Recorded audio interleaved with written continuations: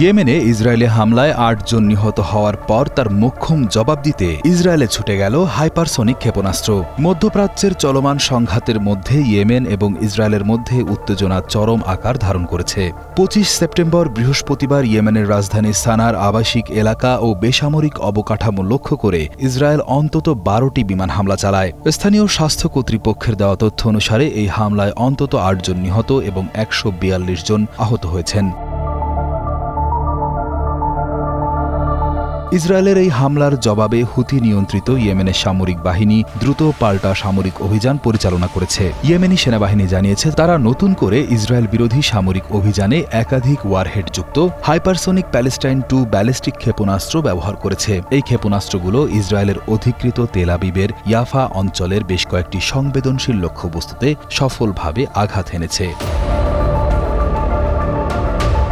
Yemeni সশস্ত্র বাহিনী বৃহস্পতিবার রাতে এক বিবৃতিতে জানায়, ইয়েমেনে ইসরায়েলি আগ্রাসন এবং গাজায় ফিলিস্তিনিদের উপর চলমান গণহত্যার জবাবে এই অভিযান চালানো হয়েছে। তাদের সামরিক অভিযানের পাশাপাশি ইয়েমেনি বাহিনী লোহিত সাগর এবং আরব সাগরের ব্যস্ততম এলাকায় উপস্থিত বা এর মধ্য দিয়ে যাতায়াতকারী সব বেসামরিক ও সামরিক কোম্পানি ও জাহাজকে নিজেদের পরিচয় প্রকাশের আহ্বান জানিয়েছে। ইয়েমেনি বাহিনী জোরালোভাবে বলেছে, দেশের প্রতিরক্ষা এবং গাজার প্রতি সমর্থন দেখানোর অংশ হিসেবে তারা ক্রমবর্ধমান হারে আরও অভিযান চালাবে, যতক্ষণ না ইসরায়েল গাজায় তাদের আগ্রাসন এবং অবরোধ পুরোপুরি বন্ধ করছে।